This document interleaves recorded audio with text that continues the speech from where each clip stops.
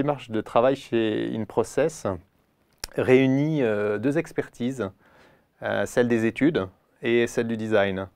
Donc, les études, pour nous, c'est les sciences humaines et sociales qui s'attachent à observer les comportements utilisateurs. Pourquoi? Parce que dans ces comportements que l'on observe, on sent les signes avant-coureurs de mutations profondes. Et c'est ces mutations qui nous intéressent. Donc, c'est un monde qui change en permanence et les indicateurs de ce monde qui change sont des gisements d'innovation très intéressants.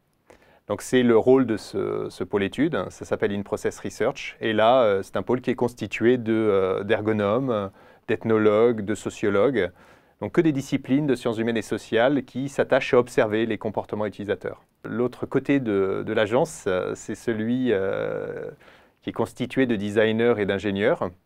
Donc ce sont des designers, des ingénieurs qui sont intéressés par les sciences humaines, c'est-à-dire qu'eux attendent effectivement une certaine... l'accès à une certaine connaissance, parce que c'est de cette matière qu'ils partiront pour concevoir des solutions pour demain.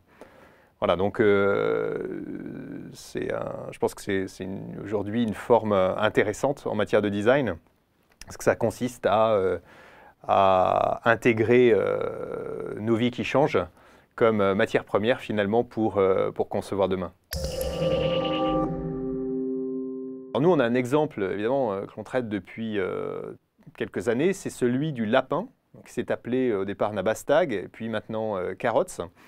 Et je pense que d'ailleurs, il n'est pas impossible qu'il ait un autre nom un jour, mais en fait, ce qui est surtout intéressant dans cette aventure, c'est que c'est l'émergence d'un nouveau genre de device.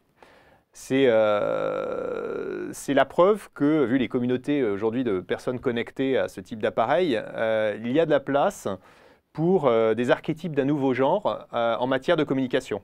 La communication, c'est a priori quelque chose de sensible, et donc c'est assez naturel pour nous que ça se fasse avec des interfaces elles-mêmes sensibles. Bon, on ne peut pas faire de l'innovation sans faire de la recherche. Donc, on s'est doté d'un laboratoire de recherche qui s'appelle InProcess Lab, qui est aujourd'hui patenté par le ministère de la Recherche, et ça depuis 2010. Et même si on fait de la recherche depuis plus longtemps que ça, c'est intéressant de l'officialiser et de considérer que dans une agence de design, il y a un pôle de recherche qui va être en mesure de mener des programmes fondamentaux qui vont permettre de défricher et de découvrir les solutions les plus radicalement innovantes pour demain. Donc là, on a un certain nombre de projets à notre actif, et notamment un dont je voulais parler avec Bell Labs, qui est lui-même un laboratoire de recherche d'Alcatel-Lucent, et pour qui nous avons travaillé sur les questions de présence à distance. C'est en gros l'avenir de la visioconférence, mais je pense que ça va plus loin, au-delà des interfaces que l'on connaît aujourd'hui. Les questions, moi, qui personnellement m'intéressent beaucoup, sont celles d'une technologie au service d'une certaine ubiquité ou d'une certaine capacité finalement à être présent à distance. C'est-à-dire comment demain, on va dire d'écran à écran ou de caméra à caméra, je vais pouvoir réellement activer ma présence dans une réunion qui aura lieu à 10 000 km. Et ça sans souffrir finalement de tous les freins ou irritants aujourd'hui créés par la technologie.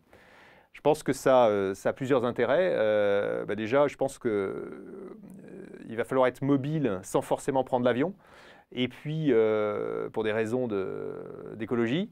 Et puis, je pense qu'aujourd'hui, réfléchir la technologie pour qu'elle ait une capacité d'activation de la présence à distance, c'est poétiquement intéressant.